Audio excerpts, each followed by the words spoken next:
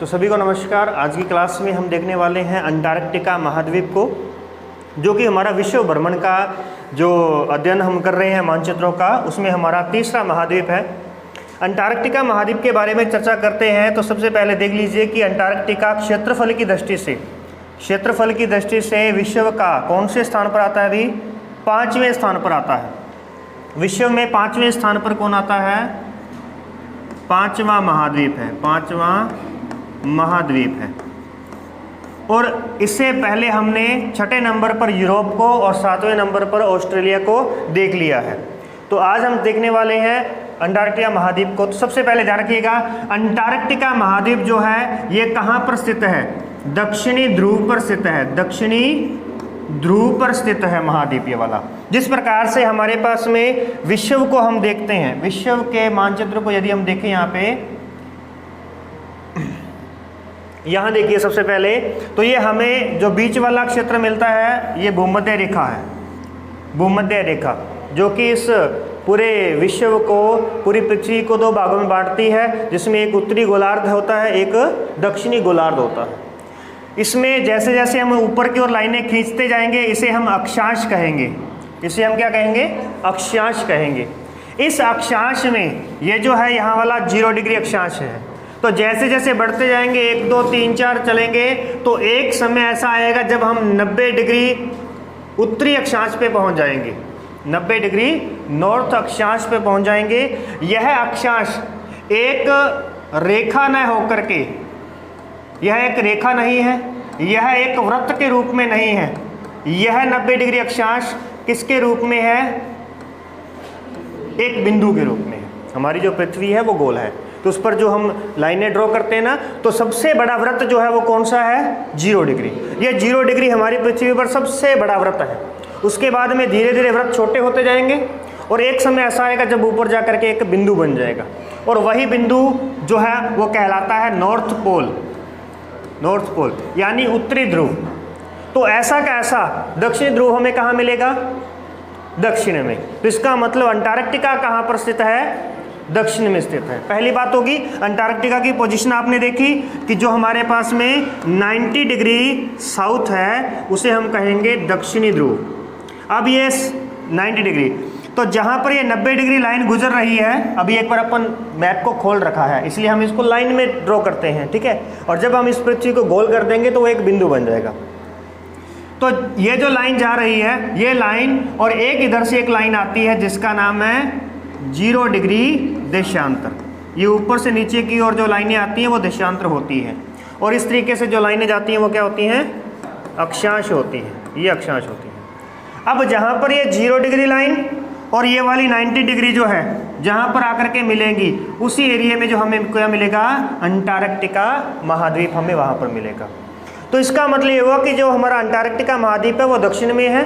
तो उस महाद्वीप में कौन सा देश कैसे जा सकता है? अगर मैं कहूँ कि इंडिया है, ये भारत है, अब भारत को दक्षिणी ध्रुव पर जाना है तो वो कैसे जाएगा? अभी भारत दक्षिण ध्रुव पर जाना है इसको, तो कैसे जाएगा? यहाँ से जाएगा इस प्रकार से, ठीक है, ऐसे जाएंगे अपन।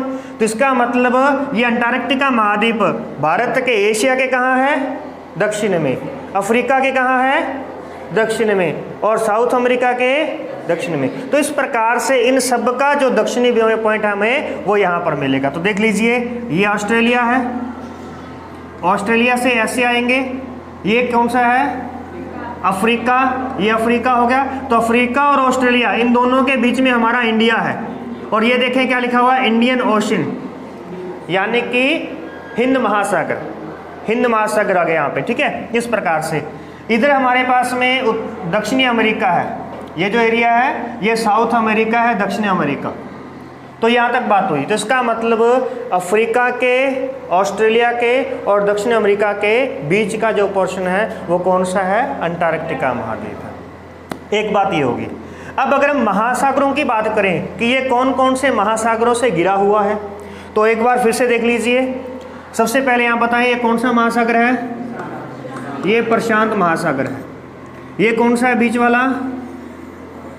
अटलांटिक महासागर। अटलांटिक महासागर। ये कौन सा है? हिंद महासागर, ये इंडिया आ गया, इंडिया के नीचे है इंडियन ओशन, यानी जिसे हम क्या कहेंगे, हिंद महासागर कहेंगे, हिंद महासागर कहेंगे। और इस और फिर से कौन सा आ गया, प्रशांत महासागर। अब जब हम इन सबको गोल कर देंगे, सब पूरी पृथ्वी को गोल कर देंगे, तो ये अपने को किस प्रकार से शो होंगे, तो देख लीजिए यहाँ पर, यहाँ देख लेते हैं अपन। अब देखिए ये हो गया हमारे पास में अटलांटिक महासागर, तो अटलांटिक महासागर का दक्षिणी हिस्सा इधर से हिंद महासागर हो गया, और इधर से कौन सा हो गया, प्रशांत महासागर, पैसिफिक ओशन कहा जाता है इसे, ठीक है। तो ये प्रशांत महासागर हो गया। इन महासागरों का जो दक्षिणी हिस्सा है उसे कह देते हैं अपन अंटार्कटिक महासागर। ध्यान रखना, अंटार्कटिक जो महासागर है ना, ये कैसे बना है, ये इन सब का जो दक्षिणी हिस्सा है ना, उसी को ही हम अंटार्कटिक महासागर कहते हैं। और उस अंटार्कटिक महासागर के बीच में जो स्थल भाग है उसे हम क्या कहेंगे, अंटार्कटिका महाद्वीप, अंटार्कटिका महाद्वीप। तो अंटार्कटिका बोलेंगे तो महाद्वीप बन जाएगा, और अंटार्कटिक बोलेंगे तो महासागर बन जाएगा। तो इस प्रकार से हमें पहली पोजीशन मिली। उसके बाद में देखिए, अब ये अंटार्कटिका जो महाद्वीप है, ये 98% जो है ये बर्फ से ढका हुआ, अभी 98% बर्फ से ढका हुआ है। इसका सिर्फ 2% हिस्सा है जो कि बर्फ से बाहर रहेगा, 2% हिस्सा है। इस 2% हिस्से वाले को हम कहते हैं पाल्मर प्रायद्वीप, पाल्मर प्रायद्वीप। अब यहाँ पर पहली बात तो ये समझो कि प्रायद्वीप किसे कहा जाता है, अभी किसे कहते हैं प्रायद्वीप, जिसके 3 ओर पानी होता है, जिसके 3 ओर पानी होता है उसे हम प्रायद्वीप कहते हैं। अब जैसे कि भारत जो है, भारत का दक्षिणी हिस्सा, वो भी कैसा है, एक प्रायद्वीप है, तो इस प्रकार से उसे हम प्रायद्वीप कहते हैं। तो फिर यहाँ पर आप ढूंढ करके बताइए मुझे कि अंटार्कटिका पर आपको कौन सा हिस्सा ऐसा दिख रहा है जिसके 3 ओर पानी मिलेगा। हालांकि अंटार्कटिका के 4 ओर पानी है, परंतु यहाँ पर एक हिस्सा ऐसा है, वो कौन सा, ये देखिए, ये जो हिस्सा है हमारे पास में, इतना हिस्सा, ये पाल्मर प्रायद्वीप है, पाल्मर, इसके 3 ओर पानी है, इधर भी पानी है, यहाँ भी पानी है, और ऊपर भी पानी है। और यही हिस्सा जो है जमीन के, यानी कि भूमि के सबसे नज़दीक है। भूमि के सबसे नज़दीक जो हिस्सा है वो कौन सा हिस्सा है, पाल्मर प्रायद्वीप है। कैसे, यहाँ देखिए, ये हिस्सा आपको दिख रहा है, ये पाल्मर प्रायद्वीप है, तो ये सबसे नज़दीक है। तो किस भूमि के नज़दीक है, कौन सी भूमि के, दक्षिण अमेरिका के। तो ध्यान रखना सबसे पहले कि अंटार्कटिका पर सबसे पहले कौन सा देश पहुंच सकता है, तो साउथ अमेरिका का जो देश है वो वहाँ पे पहुँच सकता है। तो यानी कि दक्षिण अंटार्कटिका महाद्वीप की जो भूमि है उसके सर्वाधिक नज़दीक भूमि कौन सी है, दक्षिण अमेरिका की भूमि है। तो यहाँ पर हम देखते हैं कि अंटार्कटिका पर जाएंगे तो दक्षिण अमेरिका से जाएंगे, दक्षिण अमेरिका। अब दक्षिण अमेरिका से जब हम जाएंगे तो ये दूरी हमें कितनी मिलेगी, 990 किलोमीटर। ये दूरी कितनी है, 990 किलोमीटर की दूरी है। इन पॉइंट्स को अच्छी तरीके से नोट कर लेना।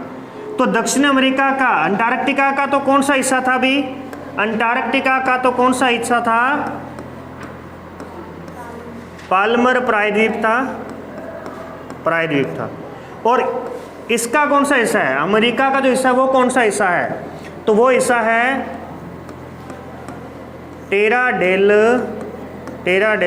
फ्यूगो, टेरा डेल फ्यूगो द्वीप, ये द्वीप है, ठीक है।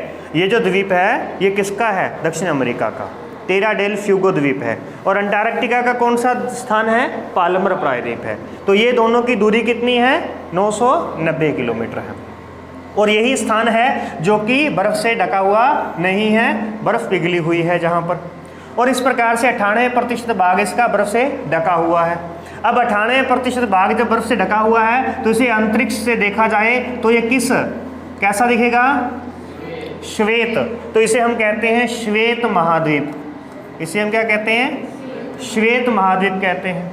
दूसरी बात, अब इतना बर्फ़ से ढका हुआ है तो यहाँ जनसंख्या कोई नहीं होगी, तो हम इसे कहेंगे जन शून्य महाद्वीप। क्या कहेंगे भी, जन शून्य महाद्वीप कहेंगे इसे। फिर दूसरी बात कि ध्रुवों पर 6 महीने दिन होता है और 6 महीने रात होती है। अब 6 महीने दिन होता है जब उस समय ध्रुवों पर ग्रीष्म ऋतु कहलाएगी, उस समय वहाँ पे क्या कहलाएगी? ग्रीष्म ऋतु। और जब रात रहेगी तो कौन सी रहेगी? शीत ऋतु कहलाएगी। तो शीत ऋतु में बर्फ़ ज़्यादा जम जाती है और ग्रीष्म ऋतु में बर्फ़ थोड़ी सी कम हो जाती है। तो इस प्रकार से इसका जब हम सैटेलाइट से देखते हैं तो कई बार इसका आकार बड़ा दिखता है और कई बार इसका आकार छोटा दिखता है। तो इस कारण से इसे गतिशील महाद्वीप कहा जाता है। क्या कहते हैं भी? गतिशील महाद्वीप कहेंगे इसे, गतिशील महाद्वीप कहते हैं। तो ये गतिशील महाद्वीप हम इसे क्यों कहते हैं? क्योंकि यह अपना आकार बदलता है। आकार कब बदलता है? ग्रीष्म और शीत ऋतु में, ग्रीष्म और शीत में। अब आप यहाँ से समझ जाओगे कि ग्रीष्म में बर्फ़ पिघल जाती है और शीत ऋतु में बर्फ़ थोड़ी और जम जाती है। तो इस प्रकार से यह क्या हो गया? गतिशील महाद्वीप कहलाता है। ठीक है, इतनी बात होगी। ओके, आगे देखते हैं। इसके बाद इसकी कुछ फिजिकली पॉइंट देख लें तो ये जो महाद्वीप है ये गोंडवाना लैंड का हिस्सा है। गोंडवाना लैंड, एक अंगारा लैंड था, एक गोंडवाना लैंड था।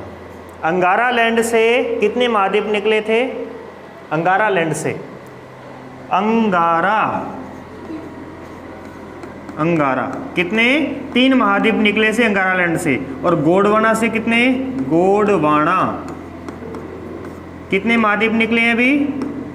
4 महाद्वीप है, उसके नाम में ही है। आपसे पूछे कि गोंडवाना से कितने महाद्वीप बने हैं तो गोंडवाना 4 शब्द हैं, 4 महाद्वीप बने और 3 बने हैं अंगारा से और कुल कितने हैं? 7 महाद्वीप। अब ये गोंडवाना लैंड का हिस्सा है तो गोंडवाना लैंड के जितने भी महाद्वीपों की प्लेटें हमें मिली हैं वहां से कोयले के भंडार मिले हैं। तो यहाँ पे क्या है? कोयले की परतें हैं भी, इसके नीचे कोयले की परतें हमें मिलेंगी। खनिज के तौर पर यहाँ कोयले की परतें हैं, परंतु हम यहाँ पर किसी प्रकार की खुदाई नहीं कर सकते। कोई भी देश इस महाद्वीप पर अधिकार नहीं कर सकता। क्यों? वैसे तो यहाँ पर कोई भी जनसंख्या है ही नहीं, तो किसी देश का इस पर अधिकार नहीं है। तो इसके लिए क्या किया गया कि कोई भी देश यहाँ पर जाकर के अपना कब्जा ना करे, इसके लिए एक संधि हुई जिसे हम कहते हैं अंटार्कटिका संधि। अंटार्कटिका समझौता जिसे हम कहते हैं, संधि कहते हैं। तो ये अंटार्कटिका संधि कब हुई? तो ध्यान रखना, अभी कौन सा समय चल रहा है? 2000। तो आप जाहिर सी बात है कि 2000 से पहले की बात होगी, यानी 1900 की बात होगी, क्योंकि उसी समय ही इन सब के बारे में पता चला था। अब मैंने यहाँ पे लिखा 19। अब ये दक्षिण में है। कहाँ पे? ये दक्षिण में। तो मैंने इसको 19 को उल्टा करके देखा जब, अब किसी को सीधा दिख रहेगा, किसी को उल्टा दिखेगा। तो जब इसको उल्टा करके देखेंगे तो कितना दिखेगा? 61। इसको भले कैसे भी देखो, उल्टा सीधा कैसे भी देखो, दोनों तरफ से ही 1961 दिखेगा। करके देख लो, आपके पास कॉपी है, घुमा के देखोगे, ये दोनों तरफ से ये कैसा दिखेगा? 1961 दिखेगा। तो इसका मतलब ये हो गया कि अंटार्कटिका समझौता कब हुआ था? अंटार्कटिका संधि 1961 में हुई थी।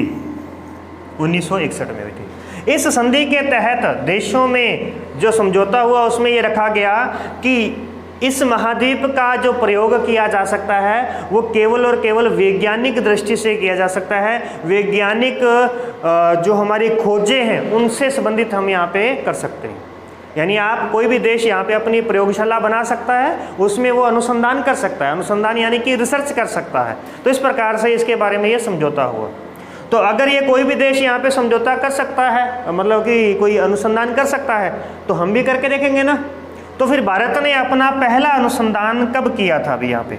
तो देखिए, भारत ने पहला जो अपनी रिसर्च सेंटर की स्थापना की है वो 1981 में की है। 20 साल बाद 1981 में की है, और उसका नाम है दक्षिण गंगोत्री। दक्षिण गंगोत्री। और ये प्रश्न जो है बहुत बार पूछा गया है कि दक्षिण गंगोत्री कहाँ स्थित है, क्योंकि आप नॉर्मली जब इंडिया के बारे में पढ़ोगे ना, भारत का ज्योग्राफी जब पढ़ोगे फर्स्ट ईयर के अंदर, तब आपको पता चलेगा कि गंगोत्री कहाँ पर है। कहाँ है गंगोत्री? उत्तराखंड के अंदर है, जहाँ से गंगा नदी निकलती है। गंगा का उद्गम कहाँ से होता है? गंगोत्री से होता है। यमुना का उद्गम कहाँ से होता है? यमुनोत्री से होता है। तो इस प्रकार से आपने पढ़ा होगा गंगोत्री, तो तब आपको लगेगा कि गंगोत्री और दक्षिण गंगोत्री उत्तराखंड में हो सकती हैं। तो इस प्रकार से बहुत से जो क्वेश्चन है वो पहले गलत होते थे, ये वाले ऐसा क्वेश्चन, मतलब ये एग्जाम में आया हुआ है क्वेश्चन, ये जो कंपटीशन एग्जाम्स होते हैं ना उसमें ये आरएएस तक के एग्जाम के अंदर ये क्वेश्चन पूछा गया। दूसरा देखेंगे, दूसरा हम बात करते हैं तो 1983 में फिर हमने मैत्री स्टेशन बनाया, मैत्री, एक हमने दक्षिण गंगोत्री बनाया पहले, फिर दूसरा मैत्री बनाया, और तीसरा आएगा 2012 12 में भारती, 12 में भारती। तो 3 यहाँ तक हमने प्रयोगशालाएं अपनी विकसित की हैं। 3 प्रयोगशालाएं हमें विकसित करने की क्यों आवश्यकता पड़ी, तो ध्यान रहे क्योंकि वर्तमान में दक्षिण गंगोत्री जो प्रयोगशाला है वो नष्ट हो गई इसी कारण से, क्योंकि यहाँ पर हिम के तूफान आते हैं, यहाँ पर बर्फ़ के तूफान आते हैं। जैसे हमारे यहाँ पे रेत के तूफान आते हैं ना, तो उस तरीके से यहाँ अंटार्कटिका पर बर्फ़ के तूफान आते हैं, और उस बर्फ़ के तूफान में पता ही नहीं चलता कि सुबह तक कि यहाँ पे कुछ था कि नहीं, वो ख़त्म हो जाता है। जैसे रेत के टीले हैं, अगर रेत के टीलों में जाकर के कहीं सो जाओगे तो फिर क्या हो जाएगा, सुबह तक पता ही नहीं चलेगा, कब्र बन जाएगी उसकी। इसीलिए तो आपने देखा होगा कि आप अगर 12वीं में पढ़ कर के आए हैं तो एस्किमो के बारे में सुना होगा। एस्किमो जो है वो साइबेरिया में, कनाडा में रहने वाली एक जनजाति है जो कि बर्फ़ का घर बना करके रहती है, बर्फ़ का घर बना करके रहती है। क्या कहते हैं उस बर्फ़ के घर को, इग्लू कहते हैं। अब वो बर्फ़ का घर क्यों बना कर रहती है, अब बर्फ़ का घर क्या रोकेगा, ठंड थोड़ी रोकेगा, लेकिन फिर भी वो ठंड का जुगाड़ तो कर लेते हैं कि ठंड भी रुक जाती है। दूसरी बात क्या रहता है कि वो इसीलिए बनाते हैं ताकि अगर बाहर कितना भी बड़ा तूफान आ जाए, कितनी भी बर्फ़ जमा हो जाए, ताकि उनको सांस लेने के लिए कुछ एरिया तो है, मूवमेंट करने के लिए, हिलने डुलने के लिए एरिया तो है। अगर बाहर जा कर के सो जाएंगे तो सुबह तक लापता ही हो जाएगा, दिखेगा ही नहीं। इसलिए वो क्या करते हैं, वो ना तो जब किसी की मृत्यु हो जाती है तो ना तो उसको जलाते हैं ना उसे दफनाते हैं, बस वो रात को कहीं बाहर जा करके छोड़ देते हैं और सुबह तक वहाँ कुछ भी नहीं मिलता, क्योंकि उसके ऊपर क्या हो जाती है, बर्फ़ जमा हो जाती है। ठीक है, इस प्रकार से। तो इस प्रकार से यहाँ पर भी हमारा क्या है, ये नष्ट होता है, इसीलिए यहाँ पर नहीं बनाया गया है। और इसी के लॉजिक को चलते ही आप एक दूसरा प्रश्न मेरे से कर सकते थे, कौन सा भी, हमने बनाया था यूरोप के अंदर अंतर्राष्ट्रीय बीज भंडार। किस किस को पता है, आए थे क्लास में?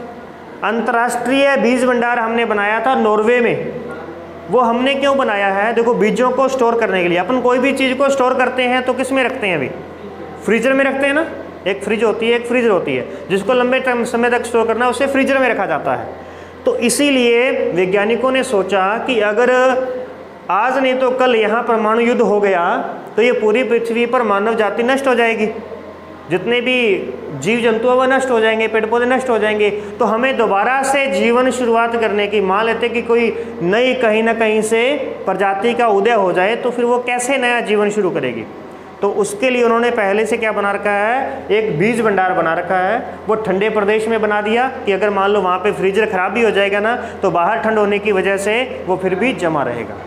तो वो उसको वहाँ पे बनाया है। ऐसा क्यों, वो इसीलिए क्योंकि वहाँ पे द्वीप है और उन्होंने द्वीप के ऊपर बनाया। अगर वो यहाँ पर बनाते तो यहाँ मिलता ही नहीं, सुबह तक यहाँ मिलेगा ही नहीं, इसीलिए उन्होंने द्वीप पर बनाया। क्योंकि द्वीप पर ना तो कहीं से हिम के तूफान आ सकते हैं, ठीक है, ना कोई ज़्यादा पानी की लहरें आ सकती हैं, ना वहाँ पे वायु का कोई अपर्दन हो सकता है, इसलिए उन्होंने एक द्वीप पर बनाया है। और द्वीप पर क्या है, वो सुरक्षित रहता है। तो इस प्रकार से है। तो इसका मतलब यहाँ पे आप ये समझे कि यह क्या है, एक गतिशील महाद्वीप है, यह एक गतिशील महाद्वीप है। और इस प्रकार से जो है हमारा दक्षिण गंगोत्री वर्तमान में वहाँ पर मौजूद नहीं है। मैत्री और भारती जो है हमने नए अनुसंधान केंद्र यहाँ पे बनाए हैं, विकसित किए हैं। ठीक है, इसके बारे में आगे देखिए जरा, कुछ पॉइंट देख लेते हैं। और तो ये हमारे पास में साउथ पोल है। साउथ पोल जो है ये बिल्कुल बीचों बीच है इसके। यहाँ से देखिए ये 0 डिग्री है, इस तरफ से 0 डिग्री आ रही है, ये आप समझ देख पा रहे हैं, तो ये 0 डिग्री लिखा हुआ है। इस तरफ से देखें तो 180 डिग्री देशांतर है। 0 डिग्री जो हमारी पृथ्वी है, उस पृथ्वी पर हमने एक 0 डिग्री देशांतर खींचा है, जिसे अंतर्राष्ट्रीय समय रेखा बोलते हैं। और एक उसके बिल्कुल ऑपोजिट में हमने क्या खींचा है, 180 डिग्री देशांतर, जिसे तिथि रेखा बोला जाता है। कि अगर आपने इसके इस ओर चले गए तो यहाँ पर तो आपको मिलेगा मंगलवार और इस ओर आपको मिलेगा बुधवार। यहाँ पे क्या मिलेगा, बुधवार। पूरी पृथ्वी में एक ऐसा जगह है जहाँ पर दिन और रात आपको यहाँ पे शो हो जाएंगे इस प्रकार से, ठीक है। जैसे ही आप इसको क्रॉस करोगे तो वार जो है वो बदल जाएगा, आप पिछले वार में चले जाओगे। तो इस प्रकार से अगर मान लो आपको लगे कि मैंने मंगलवार को अच्छी तरीके से एंजॉय नहीं किया है, संडे को एंजॉय नहीं किया है, इसके पीछे चले जाना, ठीक है। परंतु जब तक आप यहाँ पहुँचेंगे तब तक यहाँ पर भी सोमवार हो जाएगा, क्योंकि हमें जाने में बहुत समय लगेगा वहाँ तक, ठीक है। जितने समय में हम जाएंगे उतने समय में पृथ्वी रोटेट होकर के सूरज के जस्ट सामने आ जाएगी और टाइम चेंज हो जाएगा। तो इस प्रकार से होता है, ये समय यहाँ पे ध्यान रखना होता है। 180 डिग्री को हम तिथि रेखा कहते हैं, जबकि 0 डिग्री को हम समय रेखा बोलते हैं, ठीक है। ओके, ये होगी बात। इसके बाद में देखें तो ये देखो, ये वाले जो है ना, ये अक्षांश है 30 डिग्री, ये 30 डिग्री अक्षांश है। फिर उसके बाद में ये 45 है, फिर ये 60 है, ये 66.5 है, ये डैश डैश लगे हुए हैं ना, ये 66.5 डिग्री है। तो इस प्रकार से फिर 75 डिग्री आएगा, और एक समय ऐसा आएगा जहाँ पर ये बिंदु बन जाएगा, कौन से वाला, 90 डिग्री दक्षिणी अक्षांश, जो कि बिंदु के रूप में उपस्थित है, ठीक है। और देख लें इसमें और हमें क्या पॉइंट मिलेंगे, तो देख लीजिए यहाँ पर इस महाद्वीप में यहाँ पर है क्वीन मोड पर्वतमाला भी, क्वीन मोड पर्वतमाला। इस महाद्वीप की सबसे जो लंबी पर्वतमाला है उसका नाम क्या है, क्वीन मोड पर्वतमाला, क्वीन मोड पर्वतमाला। और एक इस महाद्वीप की सबसे ऊंची जो चोटी है, इस महाद्वीप की जो सबसे ऊंची चोटी है वो है विन्सन मैसिफ, विन्सन मैसिफ। हम ये लास्ट में चल करके सभी महाद्वीपों में जो जो हमने विशेषता देखी है उनका एक चार्ट तैयार करेंगे कि किस महाद्वीप की कौन सी पर्वतमाला है, कौन सी उसकी सबसे ऊंची चोटी है, और किस प्रकार से वहाँ पर कौन कौन सी मतलब कि नदियाँ निकलती हैं। यहाँ पर आपको किसी प्रकार की कोई नदी नहीं मिलेगी। तो इस प्रकार से हमारे पास में ये एक पर्वतमाला होगी और एक इसकी सबसे ऊंची चोटी होगी, और एक लास्ट में देख लीजिए इसके उत्तर में यहाँ पर हमें रोस सागर मिलेगा, ये सॉरी वेडेल सागर, वेडेल सागर, वेडेल सागर, और एक यहाँ पे मिलेगा हमें रोस सागर, रोस सागर। यहाँ पर अगर कभी कभार ग्रीष्म ऋतु के अंदर थोड़ी बहुत अगर वनस्पति होती है तो वो होती है वनस्पति लाइकेन, लाइकेन और मोस। लाइकेन और मोस जो है यहाँ पे वनस्पति है, वनस्पति है। अगर आप जीवों की बात करेंगे यहाँ पे जीवों की, तो यहाँ पर आपको ध्रुवीय बालू मिलेंगे, ध्रुवीय बालू सफ़ेद कलर के होते हैं ना, ध्रुवीय बालू, पेंगुइन, पेंगुइन नाम सुना है पेंगुइन का भी, देखे हैं पेंगुइन, वो एक पक्षी है और एक तरह से वो एक मछली भी है, ठीक है। मछली और पक्षी, क्योंकि वो जलचर भी है और वो स्थलचर भी है, मतलब उसके जो है दूसरे जो दो है ना वो हाथ ना होकर के उसके वो पंख टाइप में है, तो इसीलिए उसको पक्षी की श्रेणी में रखा जाता है। तो यहाँ का जो पक्षी है वो पेंगुइन है, पेंगुइन कहा जाता है, ठीक है। एक हो गया हमारे पास में ध्रुवीय बालू, और एक यहाँ पे जो मछली है वो है सील। यहाँ की जो मछली है वो कौन सी है, सील। तो तीन बातें जानवरों के बारे में ध्यान रखना है, ध्रुवीय बालू है, पेंगुइन है, सील है। लाइकेन और मोस यहाँ की वनस्पति है, जिसे आप कह सकते हो कौन सी वनस्पति भी, शीत कटिबंधीय वनस्पति, शीत कटिबंधीय, क्योंकि आपको पता है शीतोष्ण कटिबंधीय वनस्पति हमने कौन सी कही थी भी, शीतोष्ण कटिबंधीय वनस्पति जो होती है, जिसमें हम स्टेपीज, प्रेरीज, ये घास के मैदान देखते हैं जितने भी महाद्वीपों में हैं, ये आपके पर्यावरण से रिलेटिव है। वहाँ पर ये प्रश्न पिछली बार पूछा गया था कि अमेरिका महाद्वीप में शीतोष्ण कटिबंधीय घास को क्या कहते हैं, तो वो मैंने सभी महाद्वीपों की घासें जो हैं वो एक बार करवाई भी थी, और नेक्स्ट टाइम अपन एक बार फिर से उसको वापस कर लेंगे। तो यहाँ की जो घास है वो ध्यान रखना शीत कटिबंधीय है, क्योंकि ये शीत क्षेत्र में आ गया है। 66 के बाद में हम जो भी क्षेत्र काउंट करते हैं वो किस में लेते हैं, शीत कटिबंध में लेते हैं। ये होगी बात। और एक पॉइंट मेरे को यहाँ पे याद आया था अभी, लाइकेन मोस होगी, हाँ। अब देखिए जरा कि विश्व के अंदर ग्लोबल वार्मिंग का जो है ना, ग्लोबल वार्मिंग, ग्लोबल वार्मिंग, इसकी जो चिंता है वो बहुत ज़्यादा बढ़ चुकी है। ग्लोबल वार्मिंग की चिंता बहुत अधिक बढ़ चुकी है।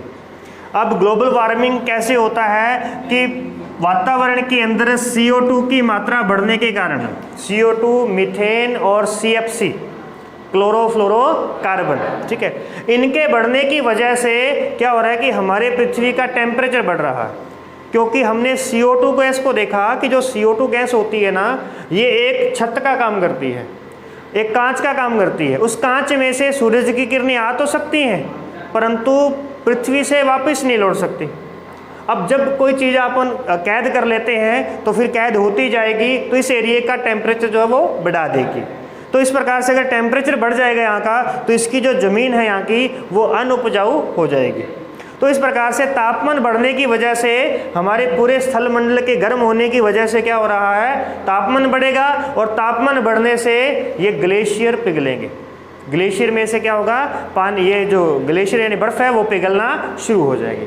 और जैसे ही बर्फ़ पिघलेगी तो जल स्तर जो ये महासागरों में है, क्योंकि कहाँ जाएगी बर्फ़ पिघल के, महासागरों में, तो महासागरों का जल स्तर क्या हो जाएगा, बढ़ेगा। और जैसे जल स्तर बढ़ेगा तो इस प्रकार से बहुत से अनेकों देश ऐसे हैं, द्वीप ऐसे हैं जो कि डूब जाएंगे। तो ये कहलाता है ग्लोबल वार्मिंग, ठीक है। इसमें क्या होगा कि अगर हमारे पास में CO2 की मात्रा में 1% की वृद्धि होती है, 1% की वृद्धि होती है, तो जल स्तर 6 से 8 मीटर बढ़ जाएगा। अभी जल की मात्रा कितनी, 8 मीटर, यानी 8 या 24 फीट पानी बढ़ जाएगा, 24 फीट। और जो अपना मालदीव है, मालदीव देश के बारे में सर्च करना।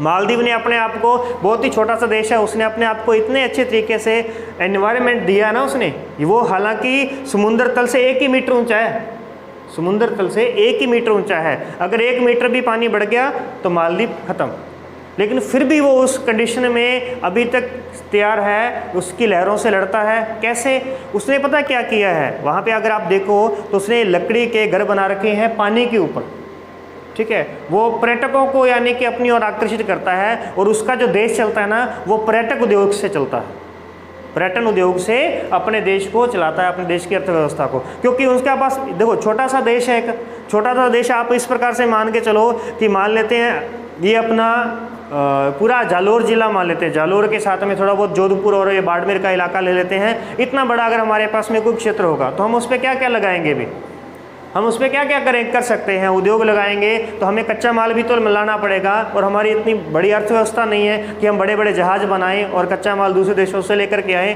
तो उन सब से परे हटकर उसने क्या किया, इसको इस तरीके से डेवलप किया ताकि उसमें क्या है कि पर्यटन के लिए लोग आए, वहाँ के इन्वायरमेंट को देखने के लिए आए, और उससे सबसे बड़ी विदेशी आमदनी होती है। तो ये ध्यान रखना कि एक तो सबसे बड़ा विदेशी मुद्रा कमाने का जो हमारे पास में स्रोत होता है ना, वो होता है कि हम आयात निर्यात करें, और दूसरा सबसे बड़ा जो होता है वो होता है पर्यटन उद्योग, कि पर्यटन के लिए लोग घूमने के लिए हमारे यहाँ पे आए, और उसके बाद वो अपना पैसा दे करके घूम फिर कर यहाँ से जाए, ठीक है ना। तो इस प्रकार से, तो ये हमारे पास में अंटार्कटिका महाद्वीप है, इसके बारे में आपको इस प्रकार से ध्यान रखना है। महाद्वीप के बारे में हमने लगभग सारी चर्चा इसमें कर ली है, ठीक है। तो आज के लिए इतना ही, मिलते हैं नेक्स्ट क्लास के अंदर। तो ये जो टॉपिक है ये आपका पर्यावरण से संबंधित टॉपिक है, इसको अच्छी तरीके से समझ लेना, ठीक है। बाकी की जो वीडियोस हैं वो आप यूट्यूब पे देख लेना, वो बनती रहती हैं, क्योंकि इसी टाइम पे आपकी क्लास चल रही होती है उधर, तो इसीलिए क्लासें रिकॉर्ड की जाती है ताकि आप लोग अगर पढ़ना चाहोगे तो आप उसी तरीके से पढ़ोगे, ठीक है ना। ओके।